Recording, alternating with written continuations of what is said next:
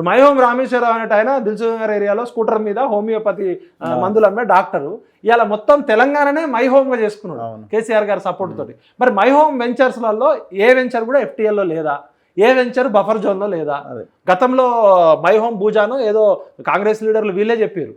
అంటే వీళ్ళ ముగ్గురు మీద యాక్షన్. రామోజీ ఫిలిం సిటీ చట్టబద్ధమైందేనా, మెగా కృష్ణారెడ్డి ఆస్తులన్నీ కూడా ఈ చెరువులు, శిఖాలు, భూములు, ఏవి మన పార్కులు అవి లేవా, మెగా ఇట్లా పెద్ద పెద్ద టాప్ వెంచర్స్ ఉన్నారు, టాప్ 20 రియల్ ఎస్టేట్ వెంచర్స్ ఉన్నారు. వాళ్ళని ముట్టుకొని వాళ్ళని గనక చేసి రికవరీ కూడా చేయాలి. ఇప్పుడు ఇంకొకటి ఏమైందంటే నాగార్జున గారు ఒక ఇంటర్వ్యూలో ఒక యాంకర్ అడుగుతుంది, మీలో మీకు నచ్చంది ఏంటి అసలు నాగార్జున గారు అని అడిగితే, నేను ఫ్రాంక్గా చెప్తున్నా అని ఆయన నిజంగా నిజాయితీగా చెప్పాడు నాగార్జున గారు. నేను కరప్ట్, నా బిజినెస్ అవసరాల కోసం చాలామందికి నేను లంచాలు ఇచ్చిన, తప్పలేదు అన్నాడు. ఈరోజు భారతదేశంలో లంచం ఇవ్వడము, లంచం తీసుకోవడము, bribe given and bribe taken. ఇప్పుడు నేను నా అవసరం కోసము ఏదో క్యాస్ట్ సర్టిఫికేట్ కోసమో లేకపోతే ఒక పోలీసు 2 వీలర్ మీద పోతుంటే హెల్మెట్ లేదని పట్టుకుంటేనే పోలీసులు ఫైన్ వేస్తున్నారు, అది వేస్తున్నారు చిన్నవాడికి. ఒక 10,000 కోట్ల రూపాయల ఆస్తులు ఉన్నాయన, ఒక సెలబ్రిటీ, ప్రజలందరికీ రోల్ మోడల్గా ఉండాల్సిన ఆయన అక్కినేని నాగేశ్వరరావు గారి కొడుకు ఓపెన్గా టీవీ డిబేట్లో నేను కరప్టెడ్, నేను చాలామంది అధికారులకి లంచాలు ఇచ్చినా అన్నాడు. ఇక్కడ గినక చైన్, ఇప్పుడు న్యూక్లియర్ చైన్ రియాక్షన్ అని ఆ మధ్య దావోస్లో మన రేవంత్ రెడ్డి అన్న ఇండస్ట్రీస్ ఎట్లా తీసుకొస్తాను న్యూక్లియర్ చైన్ రియాక్షన్ అన్నాడు. ఇక్కడ కరప్షన్ చైన్ రియాక్షన్కి నాగార్జున ఒక ఊతం ఇచ్చిండు. ఇప్పుడు మన కలకత్తా కేసులో, డాక్టర్ గారి కేసులో తీగలాగితే డొంక కదిలినట్టు ఒక రేపు, ఒక మర్డర్ నుంచి అలా మా బెంగాల్లో ఉన్న అవినీతి పెద్ద పెద్ద ఆనకొండలన్నీ బయటకు వస్తున్నాయి. నాగార్జున గారి స్టేట్మెంట్ బేస్ చేసుకొని నాగార్జున గారిని ప్రాసిక్యూట్ చేస్తే ఆయన ఎవరెవరికి ఎంతెంత లంచం ఇచ్చిండు, ఏ సందర్భాల్లో లంచం ఇచ్చిండు, ఆయన ఫిలిం సిటీ అన్నపూర్ణ స్టూడియోస్ అప్పుడు ఎంత లంచం ఇచ్చిండు, కన్స్ట్రక్షన్ యాక్టివిటీలో ఎంత లంచం ఇచ్చిండు, ఆఫీసర్లకు ఎంత ఇచ్చిండు, కేటీఆర్కి ఎంత ఇచ్చిండు, కేసీఆర్కి ఎంత ఇచ్చిండు, గతంలో ఉన్న రాజశేఖర రెడ్డికి ఎంత ఇచ్చిండు, అవన్నీ బయటకు వస్తే ఒక నాగార్జునతో ఆగిపోదు. దీనిలో IAS ఆఫీసర్లు బయటకు వస్తారు, IPS ఆఫీసర్లు బయటకు వస్తారు, పొలిటీషియన్స్ బయటకు వస్తారు. అంటే నాగార్జున గారు ఇలా ఒక మంచి పని చేశారు. ఇప్పుడు ఇది ఆగే అవకాశాలు ఏమైనా కనిపిస్తున్నాయా? ఆగితే రేవంత్ రెడ్డి గారు ఆపదలుచుకుంటే తప్ప ఆగదు.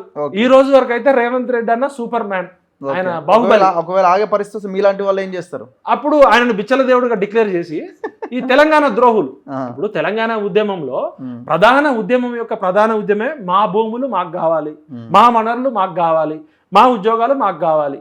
ఇవాళ ఉద్యోగాలన్నీ ఎత్తుకపోయారు, నీళ్ళన్నీ అయిపోయి కేసీఆర్ కాళేశ్వరం పేరుతో ఉన్న కొద్ది భూముల్ని కూడా ఈ సమైక్యాంధ్ర పాలనలో జరిగిన విధ్వంసం కోసమే ఇప్పుడు పృథ్వన్న మేమంతా ప్రభుత్వం గినక ఎక్కడ నాగితే తెలంగాణ క్రాంతి దళ్ కానీ, తెలంగాణ భూమిపుత్రుల సేన కానీ ఈ తెలంగాణ ద్రోహులను మేము డిక్లేర్ చేస్తాం. గతంలో ఇప్పుడు లగడపాటి రాజగోపాల్ తెలంగాణ ద్రోహి, తెలంగాణ ద్రోహులు అందరినీ డిక్లేర్ చేసినాం. ఇప్పుడు రేవంత్ రెడ్డి అన్న తెలంగాణ ఉద్యమం కేసీఆర్ చెప్పి అధికారంలోకి వచ్చింది, కానీ 10 ఏళ్లలో ఏం చేయలే కబ్జాదారులని. ఈ భూములు మింగిన భూబకాసురుల్ని, కొండలు మింగిన ఆనకొండల్ని, గుట్టలు మింగిన గుండాగాలని పట్టుకోలే. ఇప్పుడు చెరువులు ప్రకృతిని విధ్వంసం చేస్తూ ప్రకృతినే మారుస్తున్నారు. ఫస్ట్ రెవెన్యూ డిపార్ట్మెంట్లో ఈ గత 20 ఏళ్లలో ఎవడెవడు ప్రిన్సిపల్ సెక్రటరీ ఉన్నారు, వాళ్ళ ఆస్తులు ఏంది, వాళ్ళ జీతం ఎంత, వాళ్ళు ఎట్లా, ఒక్కొక్క IAS ఆఫీసరు 5 ఎకరాలు విల్లాలు ఫామ్ హౌస్లు కడుతున్నారు. ఒక్కొక్క సోమేష్ కుమార్కి అయితే నోయిడాలో, గుర్గాంలో మాల్స్ వచ్చినాయి. సోమేష్ కుమార్ అనేటోడిని, నవీన్ మిట్టల్ అనేటోడిని, ఇంకా ఈ దండుపాలెం బ్యాచ్ జేఎస్ గత ప్రభుత్వంలో ఫస్ట్ ఆఫీసర్స్ని పట్టుకుంటే కింద టౌన్ ప్లానింగ్ ఆఫీసర్ని పట్టుకుంటే కాదు కదా. ఇప్పుడు నేను ఇల్లు కట్టుకుంటున్నా సార్, నాకు పర్మిషన్ రిజిస్ట్రేషన్ వాళ్ళు రిజిస్ట్రేషన్ చేశారు, మీరు లేఅవుట్ వేసారు. రిజిస్ట్రేషన్ డిపార్ట్మెంట్ తర్వాత రెవెన్యూ డిపార్ట్మెంట్ ఇచ్చింది, రెవెన్యూ డిపార్ట్మెంట్ తర్వాత మున్సిపాలిటీ డిపార్ట్మెంట్ వాడు, టౌన్ ప్లానింగ్ కూడా పర్మిషన్స్ ఇచ్చిండు, టౌన్ ప్లానింగ్ తర్వాత పవర్ వాడు, కరెంట్ డిపార్ట్మెంట్ వాడు కరెంట్ ఇచ్చిండు, వాటర్ డిపార్ట్మెంట్ వాడు వాటర్ కనెక్షన్ ఇచ్చిండు, ఇరిగేషన్ డిపార్ట్మెంట్ వాడు క్లియరెన్స్ ఇచ్చిండు, పవర్ డిపార్ట్మెంట్ పవర్ సేఫ్టీ వాడు నా బిల్డింగ్కి పవర్ సేఫ్టీ ఇచ్చిండు. ఇట్లా 20 రకాల డిపార్ట్మెంట్లు పర్మిషన్స్ ఇచ్చినాక మధ్యతరగతోడు అన్ని రకాల అనుమతులు తీసుకొని బ్యాంకులో లోన్ తీసుకున్నాడు. బ్యాంకులో లోన్ ఇవ్వాలంటే బ్యాంకు మేనేజర్ వాళ్ళ పర్సనల్ లీగల్ డిపార్ట్మెంట్ ఉంటుంది, వాళ్ళు క్లియరెన్స్ ఇస్తారు. మరి నేను ఎట్లా ఇల్లీగల్ అవుతా? నాకు అన్ని పేపర్స్ ఉన్నాయి అంటే దీని అనుమతులు ఇచ్చింది ఎవరు? అధికారులు. సో వాళ్ళని ప్రాసిక్యూట్ చేయాలి. అధికారులు ఏం చెప్పాలి మరి? నేను కాదు, ఇగో నా పై ఆఫీసర్ పలానా జేఎస్ రంజన్ చెప్పిండు, లేదా పలానా నవీన్ మిట్టల్ అని చెప్పాడు. నవీన్ మిట్టల్ ప్రాసిక్యూట్ చేస్తే నాదేం సంబంధం సార్? కేటీఆర్ ఫోన్ చేసిండు, కేసీఆర్ ఫోన్ చేసిండు, మహమూద్ అలీ ఫోన్ చేసిండు, నేనేం చేయాలంటారు. అంటే ఫస్ట్ కింద గట్టిగా పట్టుకుంటే పైన పడతారు. కానీ ఇక్కడ ఏమవుతుందంటే పెద్ద వాళ్ళు తప్పించుకునే ప్రమాదం ఉంది. రంగనాథ్ గారు నిజంగా ప్రాసిక్యూట్ చేయాల్సింది ఎవరంటే ఈ టాప్ లెవెల్ వాళ్ళని పట్టుకోవాలి. ఇప్పుడు మై హోమ్ మీదకి, మెగా కృష్ణారెడ్డి మీదకి, రామోజీ ఫిలిం సిటీ మీదకి, ఈ వాసవి కన్స్ట్రక్షన్స్ మీదకి, ఈ అవంతిక కన్స్ట్రక్షన్స్, ఆదిత్రి కన్స్ట్రక్షన్స్ 50 అంతస్తులు 60 అంతస్తులు కడుతున్నారు కదా.